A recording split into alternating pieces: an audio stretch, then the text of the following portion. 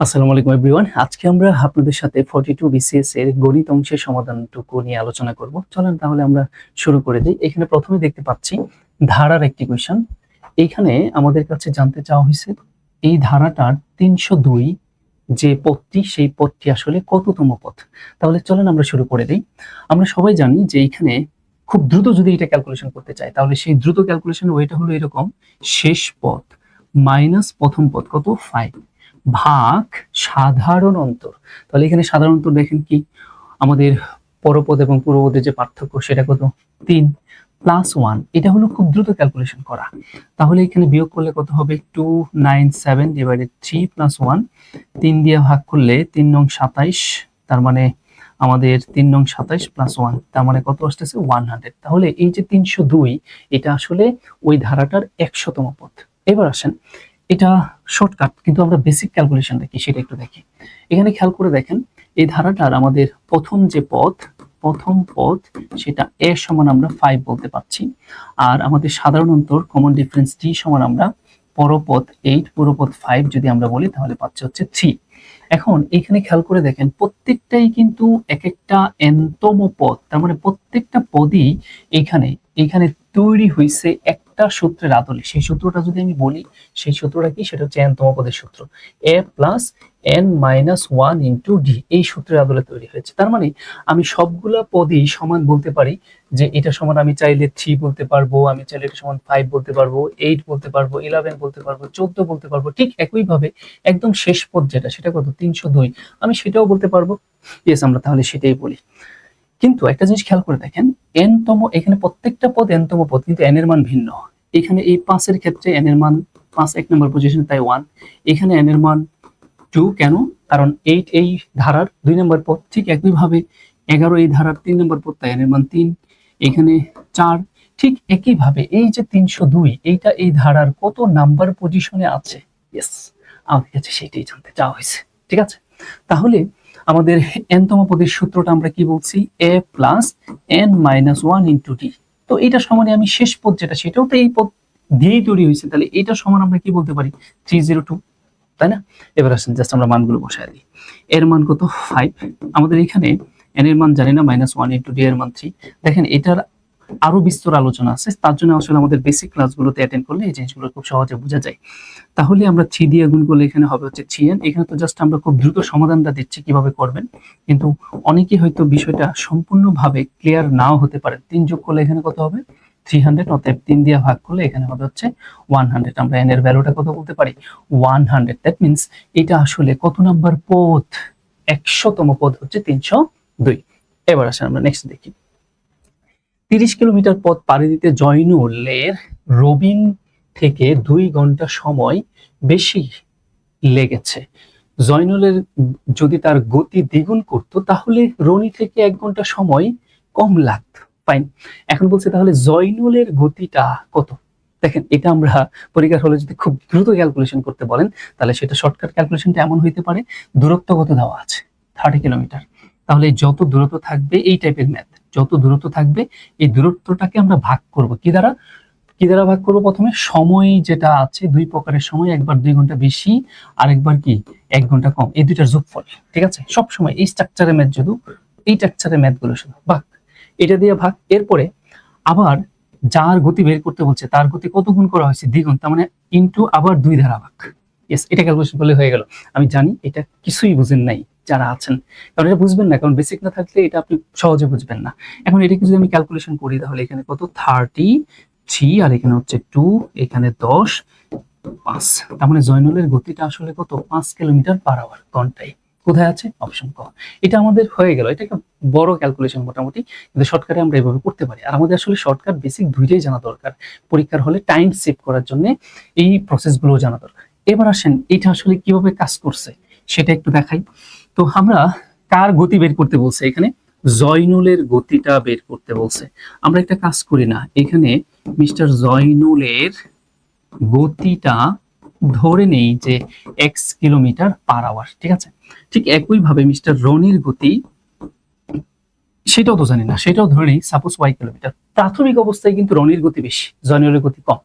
তাহলে আমরা এই গতিবেগের ম্যাথগুলো, দূরত্ব গতিবেগের ম্যাথগুলো একটা সূত্রকে জাস্ট মাথায় নিব, সেটা হচ্ছে দূরত্ব সমান বেগ ইনটু সময়। এই যে সূত্রটা, এটা দিয়ে আমরা সব ম্যাথ করে ফেলতে পারবো। এখন আপনার যদি প্রয়োজন মনে করেন এই সমীকরণ থেকে আরো দুইটা সূত্র বানাইতে পারেন। সেটা কেমন? ধরুন আপনি যদি বলেন আমি সময় বের করতে চাই, তাহলে কি করবেন? এই যে দূরত্ব আছে, দূরত্বটাকে আপনি বেগ দ্বারা ভাগ করে দিবেন, তাহলে আপনার কি চলে আসবে? সময়। ঠিক একইভাবে বেগ যদি বের করতে চান, তার দূরত্বকে সময় দ্বারা ভাগ করে দিবেন, চলে আসবে। তো এইখানে আমরা আসলে দুইটা সমীকরণ দাঁড় করাবো। প্রথম সমীকরণটা হচ্ছে 2 ঘন্টা সময় বেশি লাগছে কার? জয়নুলের।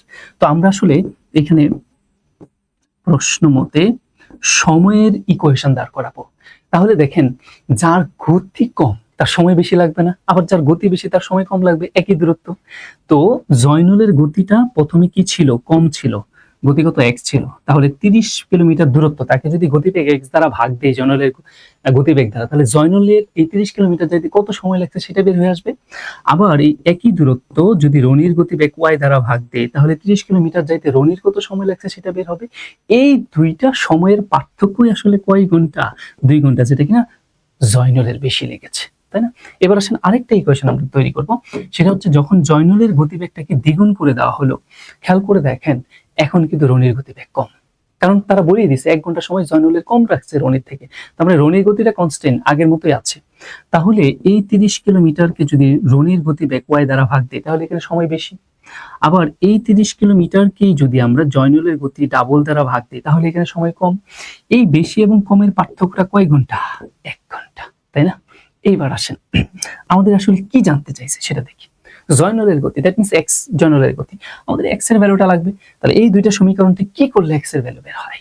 আপনি দেখেন দুইটা সমীকরণকে যদি যোগ করে দেন, তাহলে প্লাস মাইনাসে ওয়াই ওয়াই কাটা যাচ্ছে, 30/y। তাহলে আমাদের এখানে কি রয়ে গেল? আমি একটু এই পাশে লিখি, কি রয়ে গেল? সেটা হচ্ছে 30/x, এখানে যোগ করলে প্লাস মাইনাসে মাইনাস হবে। তো এখানে 30/2x সমান আসলে 2 আর 1 যোগ করলে কত হবে? 3। খেয়াল করে দেখেন, আমরা একটা সূত্র শর্টকাটে দেখাইছিলাম না, যে ওই শর্টকাটটা আসলে কই থেকে আসছে? এই যে শর্টকাটটা আমরা লিখে দিয়েছিলাম, এই শর্টকাটটা আসলে এই যে লাইনটা এখন আমরা দেখাবো এখান থেকে বের হয়ে আসছে। খেয়াল করে দেখেন, আমি একটু অ্যাডভান্স ক্যালকুলেশন করি। 30 কমন যাবে, 30 কমন যাওয়ার পর আমি উভয় পাশে 30 দ্বারা ভাগ করে দেব, তাহলে এই 3 এর নিচে আমার কি চলে আসবে? 30 চলে আসবে। দেখেন এবার আমরা লসাগু যদি নিই, 2x ভাগ করলে এখানে হবে হচ্ছে আমাদের কত? 1, 2 হবে এখানে, আর এখানে ভাগ করলে কত হবে? 1। তো খেয়াল করে দেখেন, আমার এখানে কি 1/2x আছে, আর এখানে কি 3/30। এবার আমি যদি কাটি, কেন? দেখেন তো 30 কে আমি 3 দিয়ে ভাগ করছি, কেন 3 দিয়ে ভাগ করছি? 2 + 1 3, বুঝতে পারলেন? এবার আসেন আমাদের থাকছে কত? 10। এবার 10 কে আবার 2 দিয়ে ভাগ দিচ্ছি, 10 কে আবার আমরা 2 দিয়ে ভাগ দিচ্ছি, তাহলে এখানে কত? 5। অতএব x এর ভ্যালুটা আমরা কত পাচ্ছি? 5। আশা করি বুঝতে পেরেছেন। ওকে, এবার আসেন আমরা নেক্সটে যাই। কি বলছে? লগের একটা কোশ্চেন দেখতে পাচ্ছি এখানে। তারা যেটা বলছে সেটা হচ্ছে log 9 x ভিত্তিক 1/9 এর ভ্যালু -2 হবে, হ্যাঁ? তো এই ধরনের কোশ্চেন গুলো সবসময় পরীক্ষায় আসে, ইনভার্স লগের কনভার্সন। তো আমরা লগটাকে ভ্যানিশ করে দেব। তো ভ্যানিশ করলে লগের কি ধরনের পরিবর্তন আসে সেটা একটু খেয়াল করে দেখেন। আমরা জানি লগ a ভিত্তিক b সমান যদি x বলি, তাহলে এখানে কাকে কি বলে সেটা একটু বুঝতে হবে। এটা হচ্ছে বেস, এক্সটা কিন্তু পাওয়ার, আর বিটা হচ্ছে আর্গুমেন্ট। আমরা যদি লগটাকে ইন্টিলগ করে উঠিয়ে দিই, তাহলে যে ধরনের পরিবর্তনটা ঘটে, ধরেন বেস এই পাশে আছে, বেসটা যদি এই পাশে থাকে, তাহলে এই যে পাওয়ার এক্স এটা ওই পাশে চলে আসবে, এই পাশে এসে বেসের উপরে পাওয়ার হয়ে যাবে, কারণ জানি পাওয়ার যেখানে যাবে সে পাওয়ারের অবস্থায় ধারণ করবে, বেস যেখানে যাবে বেসের অবস্থায় ধারণ করবে, আর আর্গুমেন্ট ওই পাশে গিয়ে নর্মাল পজিশনে চলে আসবে। আর্গুমেন্টকে আমরা অনেক সময় নাম্বার বা চলকও বলে থাকি, তাহলে সে তার নর্মাল পজিশন চলে আসবে। এটাও হইতে পারে, অথবা কেউ কেউ এমন করে চিন্তা করতে পারেন যে আমি আর্গুমেন্টটাকে এই পাশে রাখলাম আর বেসটাকে ওই পাশে নিলাম, আর এই পাওয়ারটা এই বেসের উপরে চলে গেল, এটা হতে পারে, ডাজন্ট ফ্যাক্ট। এখন এটাকে যদি আমি ক্যালকুলেশন করি, তাহলে আমরা কি বলতে পারি? ধরেন যে এখানে আমি বেসটাকে পাশে রেখে দিলাম, তাহলে এই পাওয়ারটা এই পাশে চলে আসবে -2, তার মানে x⁻2 অথবা x⁻², আর এই আর্গুমেন্ট 1/9 এটা নিচে চলে যাবে। ফাইন। এবার দেখেন সূচক ফর্ম হয়ে গেছে। তাহলে সূচকের ক্ষেত্রে আমরা একটা ক্যালকুলেশন জানি, সূচকীয় সমীকরণের ক্ষেত্রে বেস সমান করতে হয়, আদারওয়াইজ পাওয়ার সমান করতে হয়। এখানে দেখেন আমরা চাইলেও কিন্তু বেস সমান করতে পারবো না, কারণ এখানে x আছে, ওই পাশে কোনোভাবে x করা সম্ভব না। তাহলে একটাই উপায় আছে, সেটা কি? পাওয়ার সেম করতে হবে। তাহলে আসলে আমরা পাওয়ারটা সেম করার চেষ্টা করি। তাহলে x⁻2 আর এখানে 1/9 কে আমি এক লাইনে ক্যালকুলেশন করে ফেলতে পারি, তারপর আমি একটু ভেঙে দেখাচ্ছি। এটা লিখতে পারি। এখন পরবর্তী লাইনে আমরা যে কাজটা করতে পারি সেটা হচ্ছে x ইনভার্স 2 সমান, এখানে কিন্তু আমরা লিখতে পারি 1/3² কে আমরা লিখতে পারি 3 ইনভার্স 2 বা 3⁻²। এটা অনেকে বুঝেন নাই কেন কিভাবে। তার জন্য আপনার সূচকের সেই সূত্রে যাইতে হবে যে a ইনভার্স n এটার মানে কিভাবে লেখা হয়। দেখেন এই যে মাইনাস সাইন আছে এটার জন্য আপনি সর্বদা এখানে একটা 1 নিয়ে আসবেন এবং বাকি যা থাকবে তা a to the power n, এটা অলওয়েজ n এর নিচে চলে যাবে, তাই না? তো যেমন আমি যদি বলি 5 ইনভার্স 2, তাহলে আপনি কি বলবেন 1/5²।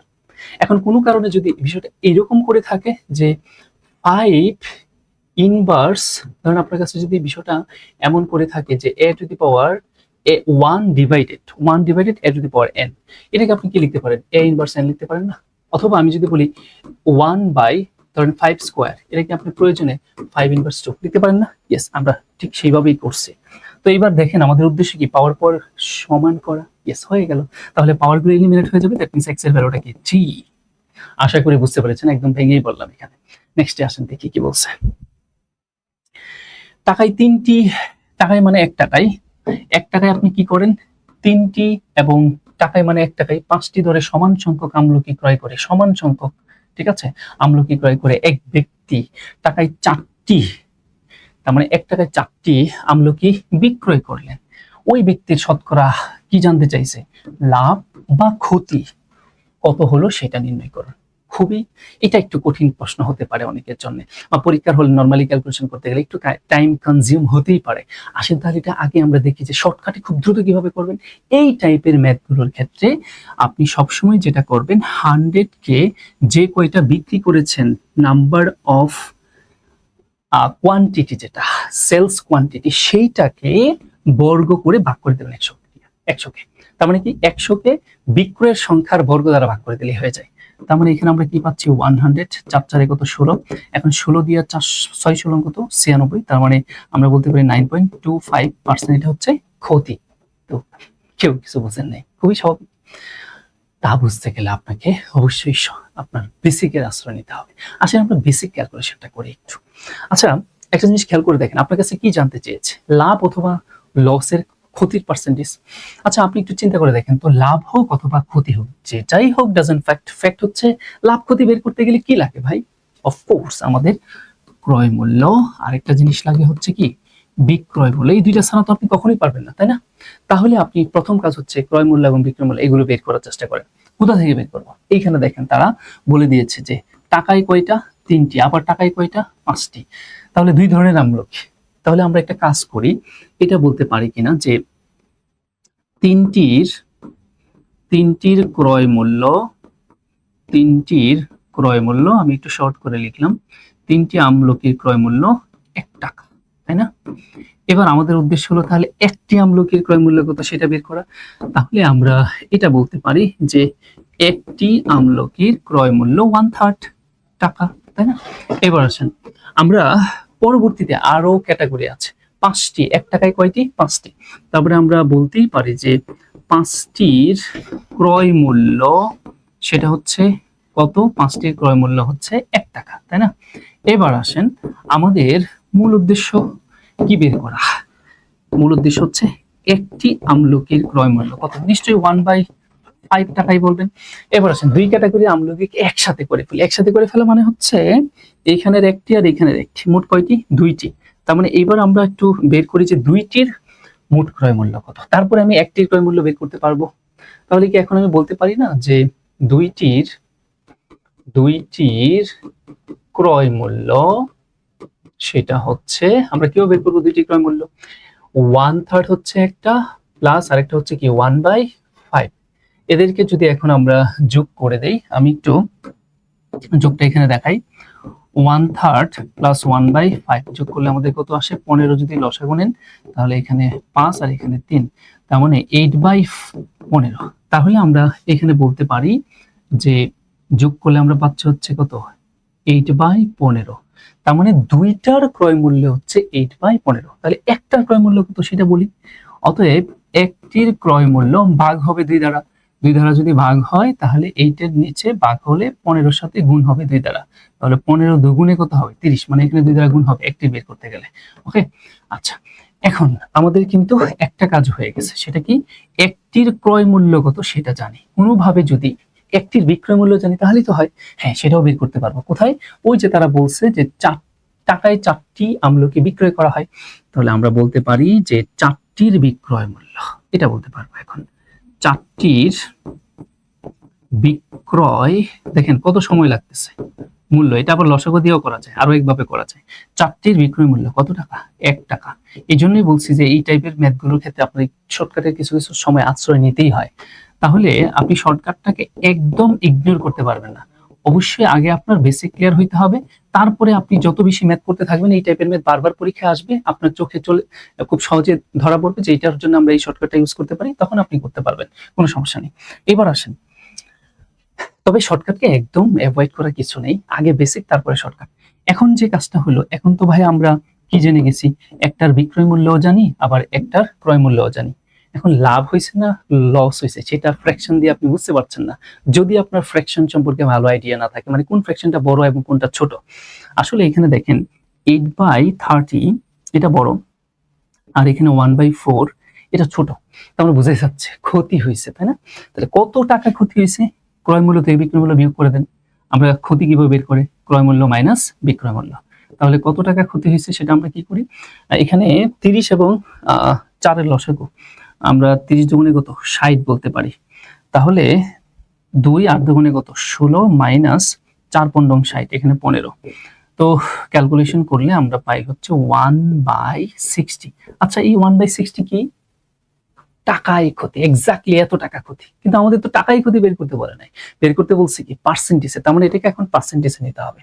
তাহলে ক্ষতির পার্সেন্টেজটা আমরা এভাবে বলতে পারি, উপরে হয় হচ্ছে কি, উপরে হয় হচ্ছে ক্ষতির পরিমাণ। ক্ষতির পরিমাণ কত? 1/6 টাকা। আর কার উপর হয়? ক্রয় মূল্যের উপর হয়। তাহলে একটার ক্রয় মূল্য কত? 8/30 ইন্টু কি 100। এখন এইটাকে যদি আমরা ক্যালকুলেশন করি তাহলেই হয়। দেখেন, এটা হচ্ছে আমার ভাগ, এটা হচ্ছে আমার লব, এই পুরো অংশটা হচ্ছে হর। তাহলে এই ধরনের ভাগ কিভাবে করতে হয়?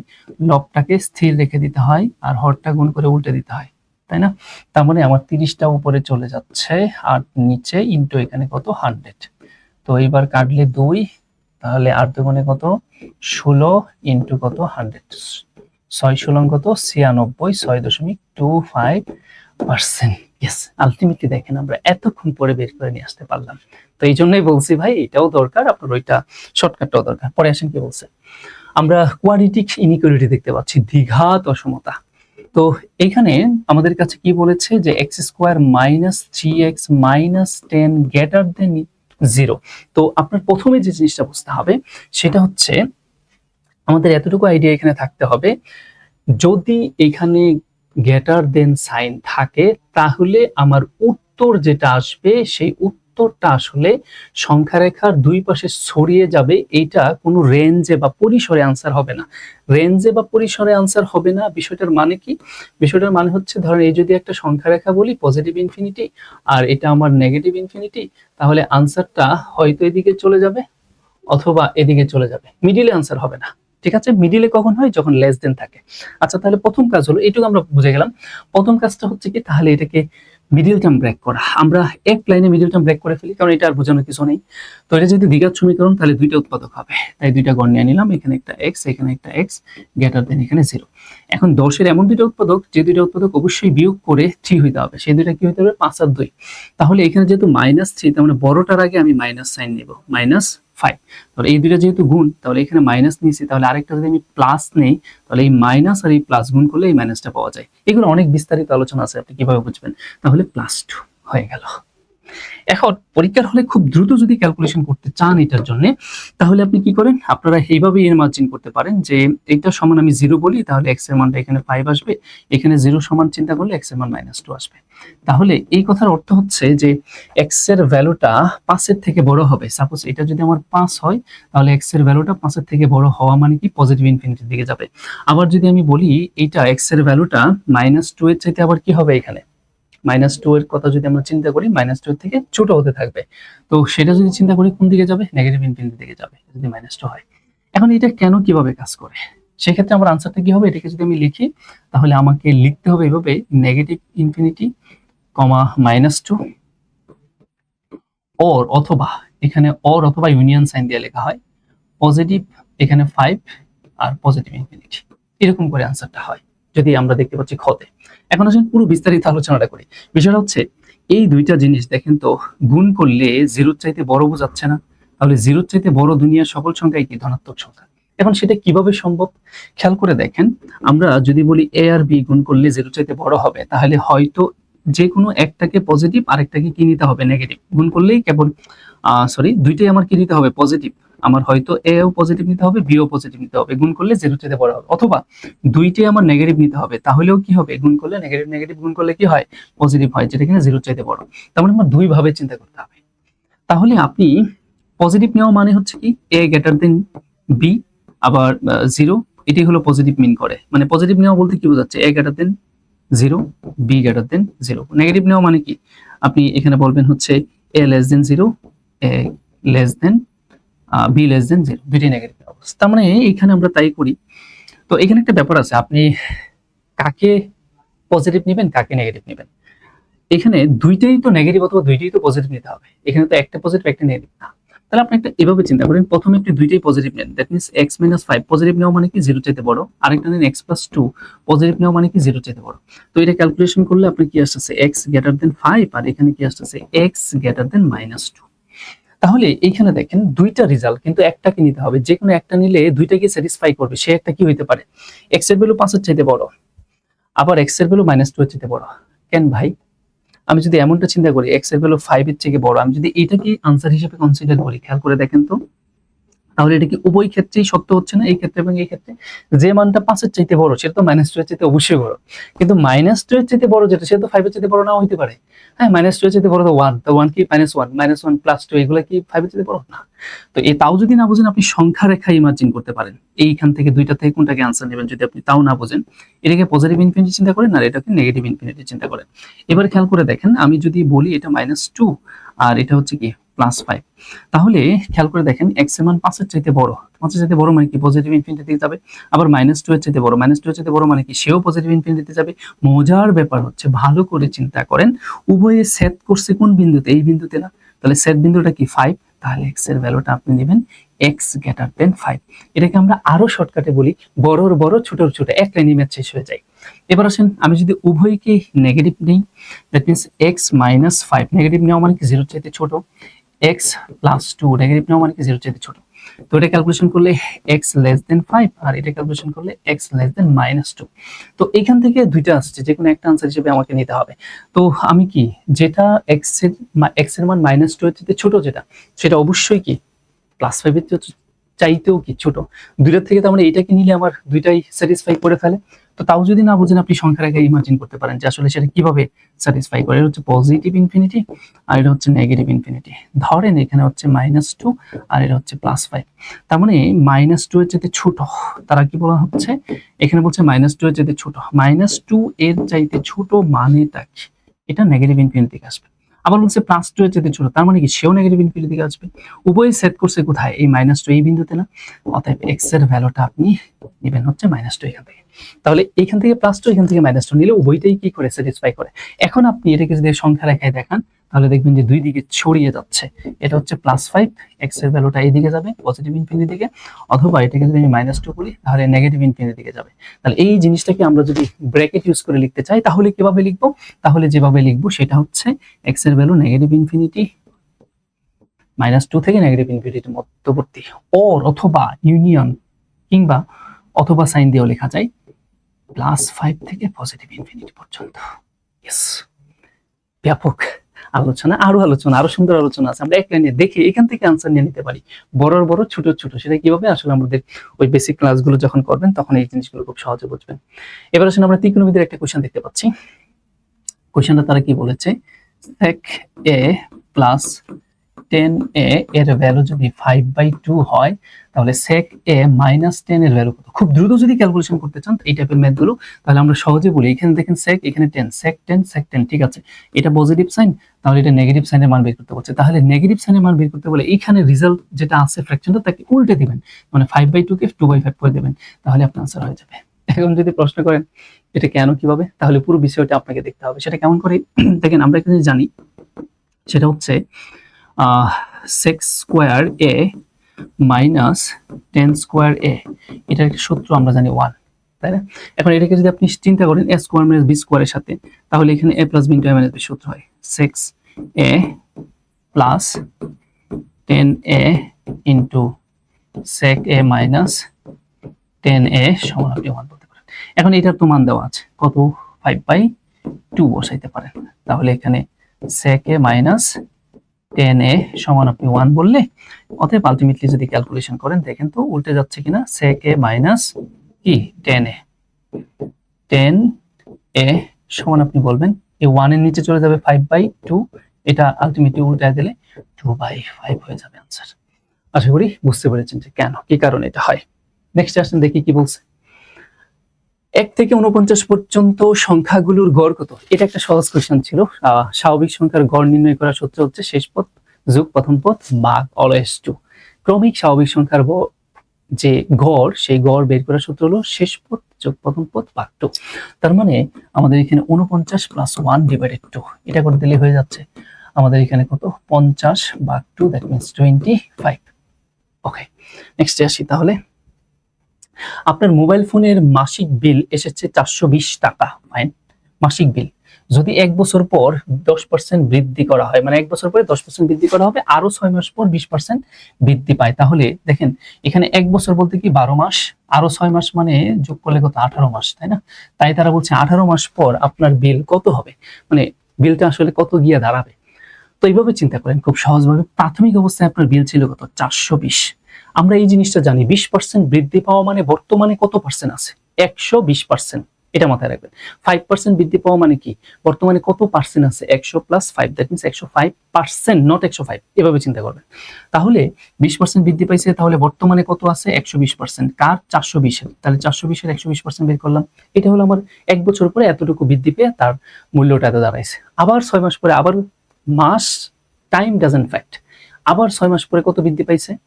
আচ্ছা, প্রথমে বৃদ্ধি পেয়েছিল কত, 10%, সরি, প্রথমে 10% বৃদ্ধি পাইছে। 10% বৃদ্ধি পাওয়া মানে কি, 110%। এবার পরবর্তীতে 6 মাস পরে আরো 20% বৃদ্ধি পাইছে, তার মানে এই বৃদ্ধিকৃত যা আছে তার আবার 120% বের করে দেন, তাহলেই হয়ে যায় 120%, মানে কি 120/100। এবার কাটাকাটি করেন, তাহলে 18 মাস পরে তার বিলটা কত গিয়ে দাঁড়াইছে সেটা বের হয়ে আসবে।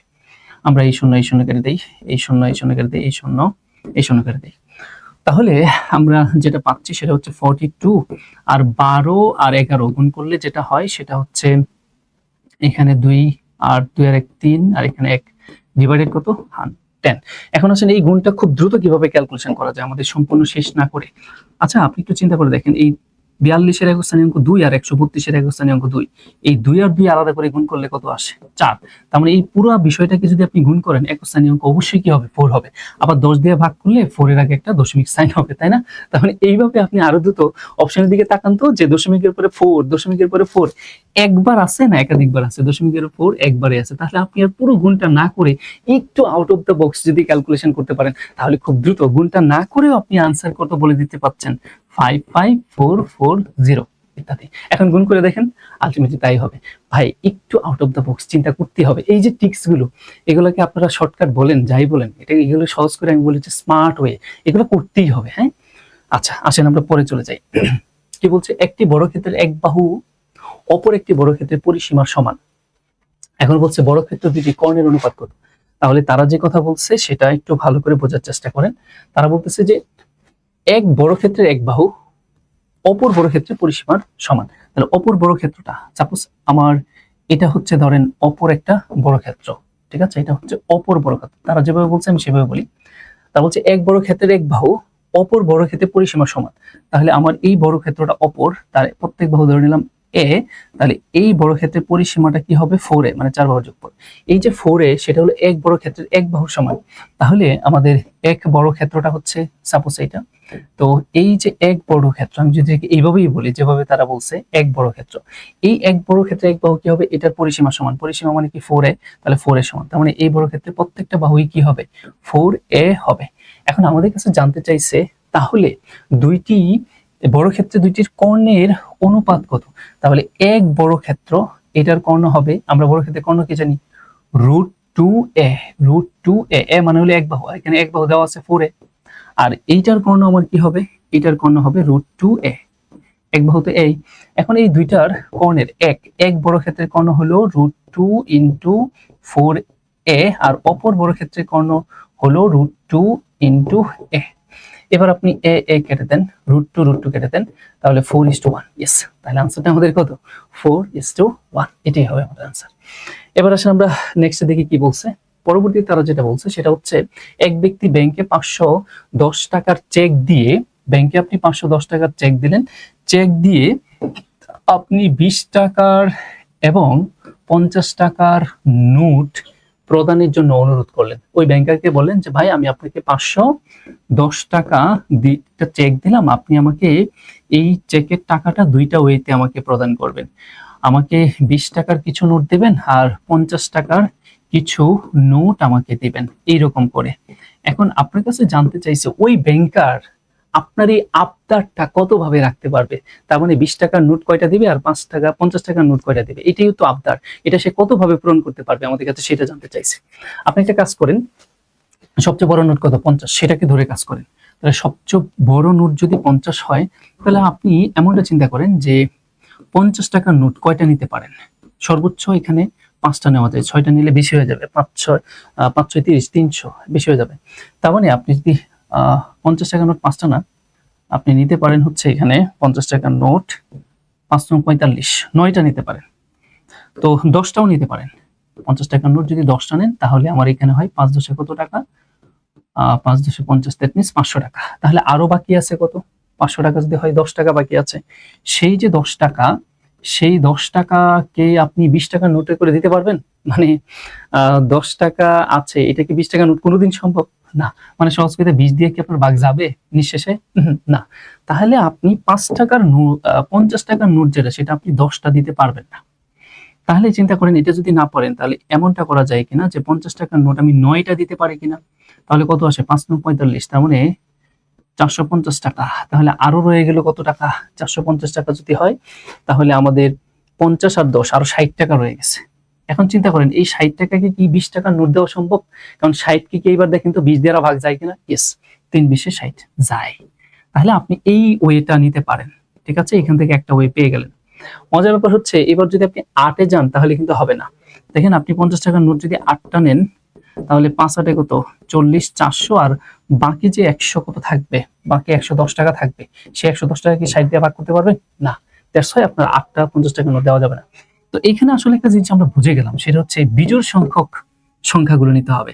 তাহলে 50-এর পরে আমার যেটা নিতে হবে সেটা হচ্ছে 9-এর পরে বিজোড় সংখ্যা কত নিচের দিকে, সেটা হচ্ছে 7। সেই ক্ষেত্রে পারবেন, দেখবেন যে নিঃশেষে করা যাবে সব। আবার 50 × 7-এর পরে কত? 5, তাহলে এটাও দিয়েও পারবেন। আবার 50 × 7-এর 5-এর পরে বিজোড় সংখ্যা 3, এটা দিয়েও পারবেন। আবার করে দেখেন, পারবেন। আবার 3-এর পরে 1, এরপরে আর পারবেন না। তাহলে আপনার মোট ওয়ে কত? এখানে একটা উপায় হতে পারে, 2 3 4, এই সর্বমোট 5টা উপায়ে আপনার আবদার সে পূরণ করতে পারে। তার মানে আমাদের আনসার হবে কি? 5। খুবই খুবই আইকিউ টাইপের কোয়েশ্চেন এগুলো। ঠিক আছে, খুবই মজার কোয়েশ্চেন। আসেন আমরা পরে যাই। এখানে দেখেন কি বলছে, যে একটি বৃত্তের ব্যাস 4 গুণ বৃদ্ধি পেলে ক্ষেত্রফল কত গুণ বৃদ্ধি পাবে। এটা একটা অনেকটা অনেকের কাছেই এই কোয়েশ্চেনটা বারবার রিপিট হয়। এটা নিয়ে অনেক ধরনের মতবাদ আছে। যাই হোক, আমরা ওইদিকে না যাই। তারা সবাই যেভাবে দিচ্ছে আমি সেভাবে বলি। 4 গুণ বৃদ্ধি পাওয়া মানে হলো জাস্ট 4-এর বড় করে দিলে কত গুণ বৃদ্ধি পাবে? 16 গুণ বৃদ্ধি পাবে ওই বড় ক্ষেত্রফল, যেটা বড় বৃত্তের ক্ষেত্রফল। প্রশ্ন যদি করেন সেটা কিভাবে হলো, আমি একটু বিশ্লেষণ করে দিতে পারি, তারপরে বলে রাখছি এটা নিয়ে অনেক ধরনের মতবাদ আছে। ধরেন, এই হচ্ছে আমাদের একটা বৃত্ত। এই বৃত্তের তারা আমাদের কি বলছে, যে বৃত্তের ব্যাস, সাপোজ এই বৃত্তের ব্যাস হচ্ছে এটা। ঠিক আছে, ব্যাসটাকে আমি কি বললাম? 2r। এখন এই ব্যাসটাকে কয় গুণ করে দিয়েছেন? 4 গুণ। তাহলে নতুন যে বৃত্তটা পাবেন সেটা নিশ্চয়ই বড় হবে। এই যে নতুন বৃত্ত যেটা, এটার ব্যাস তাহলে আমরা কত গুণ বলবো? 4 গুণ বললে এটার ব্যাসটা দাঁড়াবে হচ্ছে 4 দুগুণে 8 আর। তাহলে রেডিয়াস কি হবে? এটার রেডিয়াস তার অর্ধেক, মানে কি 4r। আর এইখানে রেডিয়াসটা কি হবে? শুধুই আর। এখন বলছে এই বৃত্ত থেকে এই বৃত্তের ক্ষেত্রফল কত গুণ সেটা জানতে চাইছে। তাহলে আমি এই বৃত্তের ক্ষেত্রফল বের করি পাই আর স্কয়ার, আর এই বৃত্তের ক্ষেত্রফল বের করি কি? পাই আর আর স্কয়ার। আর মানে কি 4r হোল স্কয়ার, তাই না? তার মানে আমার পাই 4 4 16, আর এখানে কি হবে? আর স্কয়ার। এখন কত গুণ বৃদ্ধি পাইছে? সে কত গুণ বৃদ্ধি পাইতে গেলে বড় বৃত্তের ক্ষেত্রফল পাই আর স্কয়ার, দ্যাট মিন্স ইন্টু 16, এটাকে ছোট বৃত্তের ক্ষেত্রফল পাই আর স্কোয়ার দিয়ে ভাগ দিতে হবে। তাহলে কাটলে আমার থাকে হচ্ছে 16 গুণ। এই জন্য আমরা বলছি জাস্ট বর্গ করে দিলেই হয়ে যায়। 3 গুণ বললে 3 তিরিকে 9, 4 গুণ বললে 4 4 16, যেমন 5 বললে 5 5 25 এমন। এবার এই যে কোশ্চেনটা power of a 1/3 power of b সমান 2/3, তাহলে a আর b যদি স্বাধীন হয়ে থাকে তাহলে পাওয়ার অফ b এর ভ্যালুটা কত? যদি আপনার স্বাধীন হয়ে থাকে, এটার বিস্তারিত বেসিক আলোচনা আছে, আমরা ওইদিকে না গেলাম। যদি স্বাধীন হয়ে থাকে তাহলে b এর ভ্যালু কত? 2/3, এটি आंसर হবে। ঠিক আছে, এবার আসেন পরে কি বলছে, একটি চৌবাচ্চা 8000 লিটার পানি ধারণ করে। ফাইন, চৌবাচ্চাটির দৈর্ঘ্য 2.5 মিটার এবং প্রস্থ 1.25 মিটার। চৌবাচ্চাটির গভীরতা কত সেটা জানতে চাওয়া হয়েছে। তো ধরেন এই হচ্ছে একটা চৌবাচ্চা, এই চৌবাচ্চার গভীরতা মানে হলো এই চৌবাচ্চার আয়তন। সহজ কথা, আয়তন মানে কি? এই আমরা চৌবাচ্চার আয়তন কিভাবে পাবো? এই চৌবাচ্চার এই জায়গায় দেখেন তার যে নিচে একটা কি বৃত্তাকার শেপ আছে, ওই বৃত্তের ক্ষেত্রফল মানে কি পাই আর স্কয়ার। যাই হোক, ও সরি, এটা সিলিন্ডার না, তারা বলছে কি চৌবাচ্চা। সরি, আমি যেটা করে ফেলছি সেটা হচ্ছে সিলিন্ডার। তো ধরেন চৌবাচ্চাটা কেমন হয়? চৌবাচ্চাটা এমন, ধরেন এই হচ্ছে একটি চৌবাচ্চা, ঠিক আছে, এই হচ্ছে চৌবাচ্চা, তার দৈর্ঘ্য প্রস্থ উচ্চতা সেটা দেওয়া আছে। আমি আগে একটা সিলিন্ডার এঁকে ফেলছিলাম, সরি। এখন এই দৈর্ঘ্য প্রস্থ উচ্চতা, তার আয়তন মানে গভীরতা মানে হচ্ছে তার আয়তন। আয়তন আমরা কিভাবে পাই? দৈর্ঘ্য প্রস্থ এবং উচ্চতা। তাহলে দৈর্ঘ্যটা কত বলে দিছে? দৈর্ঘ্যটা বলেছে 2.56, উচ্চতা প্রস্থ কত বলছে? 1.25, উচ্চতা কত জানি না, মনে হয় সেটাই বের করতে বলছে। চৌবাচ্চাটির গভীরতা কত, মানে গভীরতা বলতে উচ্চতা, নট আয়তন। সরি, আমি এটা আয়তন মানে ধারণ ক্ষমতার কথাটা বলে দিচ্ছি। তাহলে এটা উচ্চতা বের করতে বলছে, উচ্চতা হচ্ছে x। তাহলে তার আয়তন যেটা সেটা 8000 কি দেওয়া আছে? লিটার দেওয়া আছে। তো লিটার ক্ষেত্রে যদি আমি ঘন মিটারে নিয়ে আসি, তাহলে 1000 দিয়ে ভাগ করে দিলে সেটা আমার 8 ঘন মিটার হয়ে যাবে। এখন এটা ঘন মিটার, আয়তনটা তাহলে কত? 8 ঘন মিটার।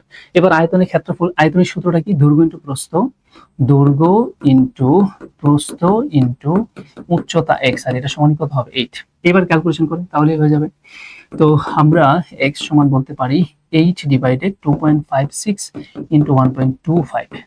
তো দশমিক দেখে ভয় পাওয়ার কিছু নাই, এখানেও দশমিকের পরে দেখেন খেয়াল করে, এখানে দশমিক পরে 2 ঘর, এখানে 2 ঘর। তার মানে আমরা উপরে প্রথমে 100 দিয়ে গুণ একটা, এটা দশমিক ওঠানোর জন্য, পরে আবার আরেকটা 100, এটা দশমিক ওঠানোর জন্য। এবার আর নিচে 256 লিখবো, আর এখানে 125। যারা বুঝতে পেরেছেন।